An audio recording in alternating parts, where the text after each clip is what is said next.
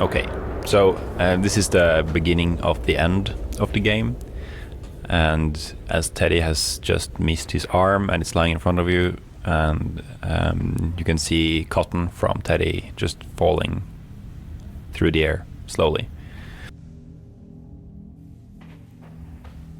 So in this area, we wanted to make the player feel very alone and a bit disoriented, as you have just lost what we wanted to be the player's main companion throughout the game, Teddy.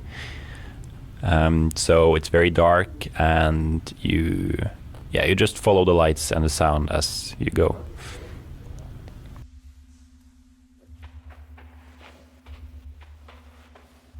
I really enjoy simplicity and like specific focus kind of experiences. So I really enjoy the part towards the end when you're walking through the dark area after losing your teddy bear, and you're approaching the last time you're in the hub, and you've got Teddy's broken arm in your hand, and you're just walking from light source to light source, and it's kind of you're understanding the connections, and you're seeing how your mother is connected to the problems and how she's an alcoholic for the first time.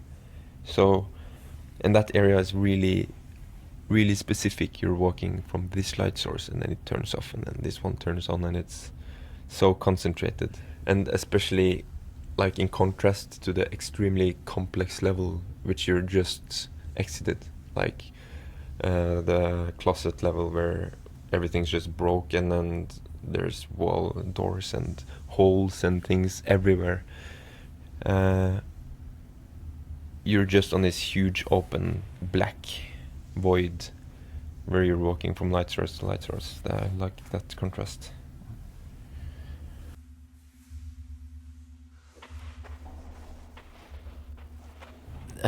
This area we have always called the forest,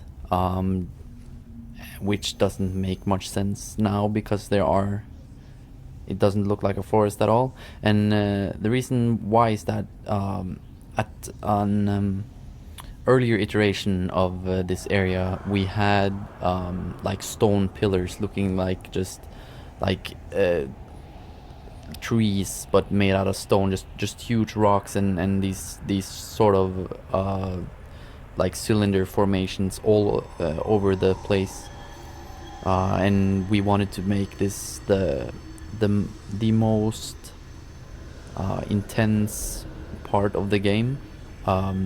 So this was at an earlier iteration where there was a monster chasing you, or you at least you had a feeling of that. And it was just super intense. But as we developed the game, and we wanted to focus more on the mother and the father and the situation in the house and the family, we decided to cater the forest more towards the story and not the scary part. So it's pretty intense and scary. You're walking like in the complete darkness. A lot of times you don't know if there's anything dangerous there. The mood is really eerie, it's very tense, and you just have to move from spotlight to spotlight. And yes, it basically tells it's sort of it's the reveal for the story of the game.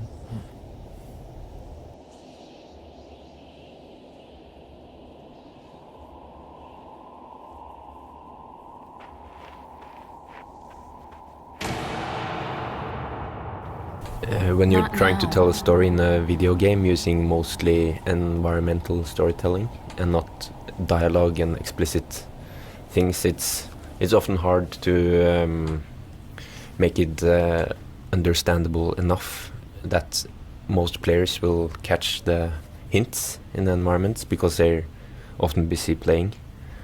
Yeah, so this sequence was also wrapping up. You have the spotlight on exactly what we want the player to understand. There's no distractions in the dark.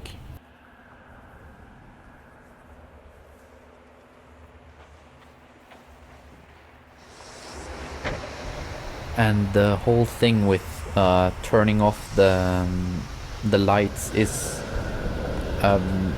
to reinforce the fact that Teddy is gone, because in earlier parts of the game, the natural reaction when the light is turned off is to use the Teddy light.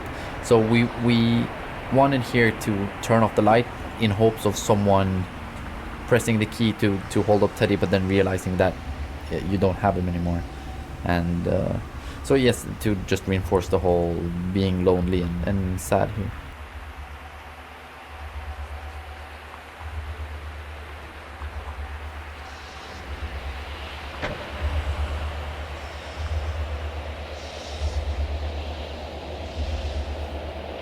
Here it is also revealed what the main story is, and the twist of the story, which is that the mother suffers from problems with alcohol. The monsters and everything that the player has seen, or the child has seen throughout the game, is just seeing the mother being drunk and in various states, being very angry, very frustrated, and these are represented as monsters.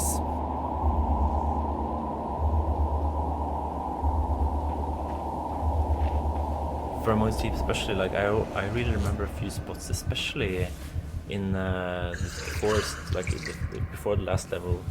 I remember the monsters were static, and then I remember you kind of said you'd done something on them, and Yeah. so you're walking around in the forest, and suddenly you see some scary things. And what did you do there? Like, what before and after? What? I was just taking this bare bones implementation and taking everything you've learned about adding movement, adding juice, and adding that to the elements you already have, and it just enhances everything. Yeah, that was really fun to do.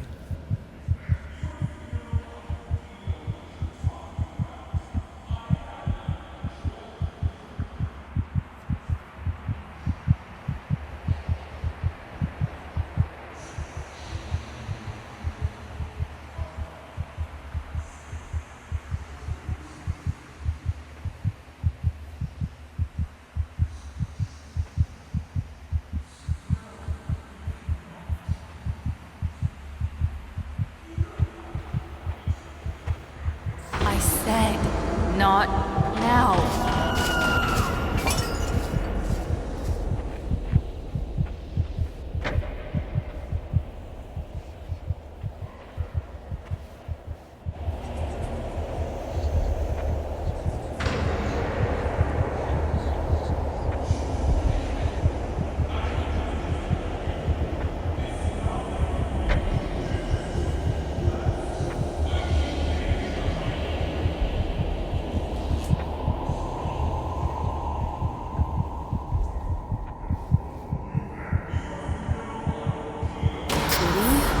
Be quiet now.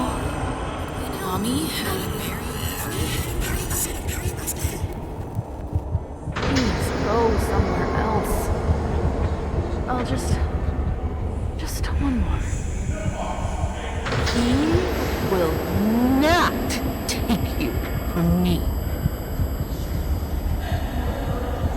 If you can't be nice and do what Mommy says, I'm going to be very angry.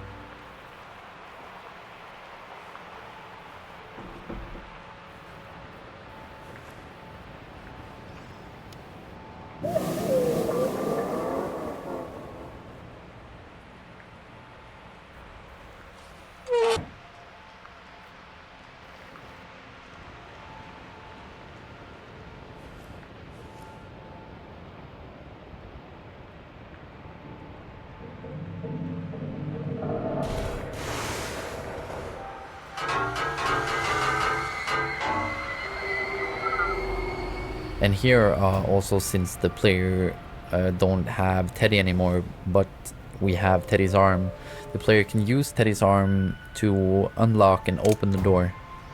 And this was also something we did for the feels. Like we really wanted it to be sad and to feel like a loss when you don't have Teddy anymore. So this is we wanted Teddy to be the only one to be able to open this door, to make him feel like Teddy helps you and he's powerful. He can do some things that you can't, and you need him. And so when you lose him, you don't have the safety anymore. You can't use him as a light source. And then luckily you have his arm, and you can use this to continue.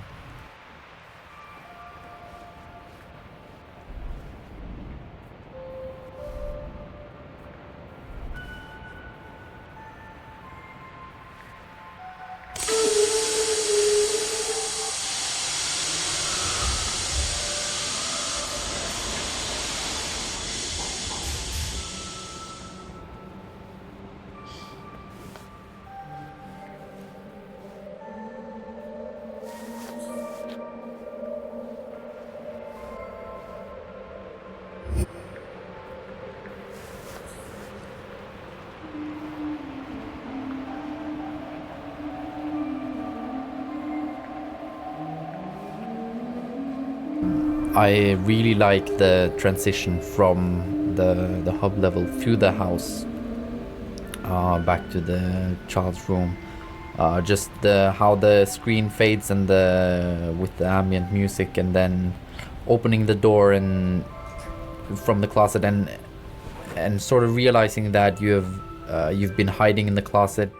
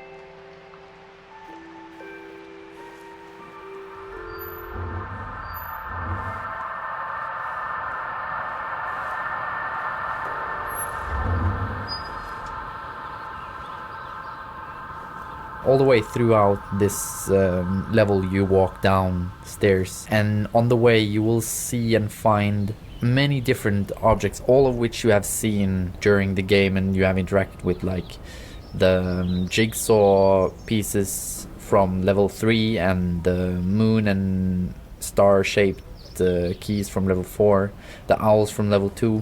And this is done to tell the player that they have been in the house the whole time. It's been the child's imagination running wild, and all the scary parts have been caused by the mother being drunk and making a mess in the house, and just creating a environment that feels unsafe for the child.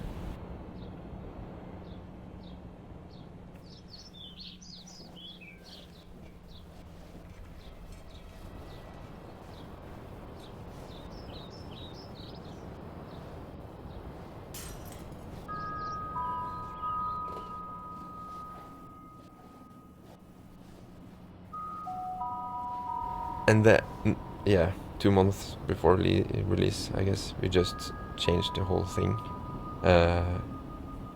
And I'm really satisfied with how much clearer the whole thing became overnight, almost.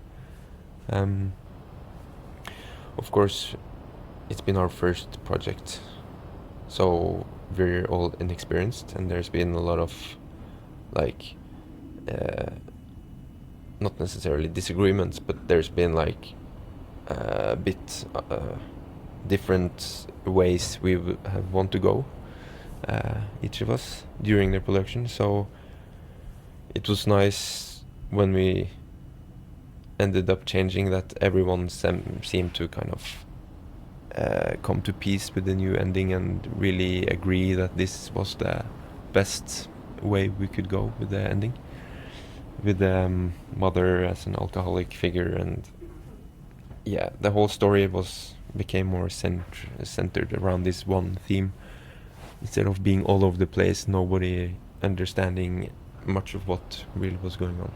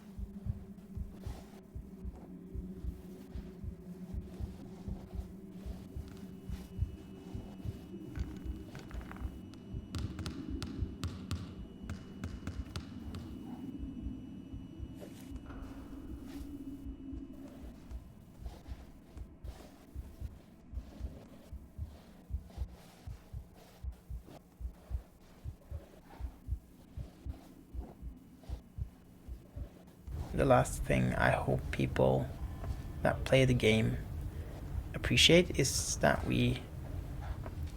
it's the thematics of the game, right? Like the subject that we want to explore, and how fragile children can be, and I hope that is appreciated, because it's something we wanted the player to kind of build the experience he's having on.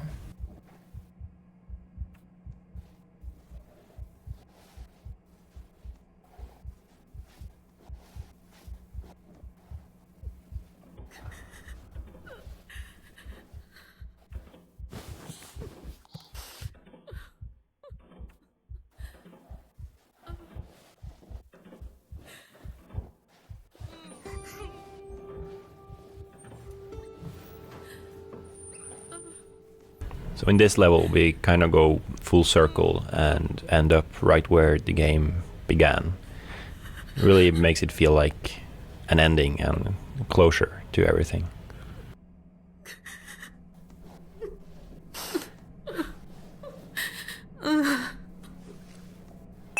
We also really wanted the mother to be experienced as she's not evil or just straight up a villain in any sense, but we wanted to portray the side of being a human and how a person dealing with personal problems and in this case being a divorce, a breakup, a bad relationship, and how this can affect a human being. So she's not at all evil, but she's just not capable of taking care of herself and the child at the same time. She loves the child, but she's not a good fit for taking care of and also it feels so open that it can be interpreted as anything. Like some people have been mentioning that you can interpret this as the child actually dying. So it's open for interpretation.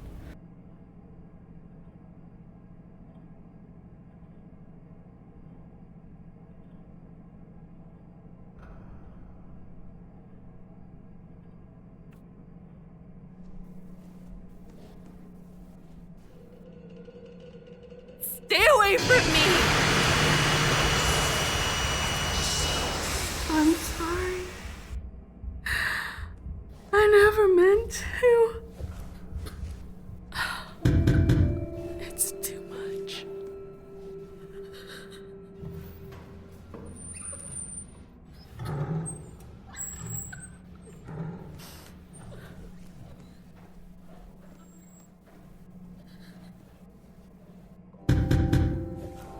The story was changed, not to something completely different, but we basically just cut a part out that we wanted to be the main story, which was the Teddy being evil and all that, and we just cut that out and used the mother and the father situation, the family situation, as the core story, just because the all of those elements were in the game anyways, and it just worked a lot better.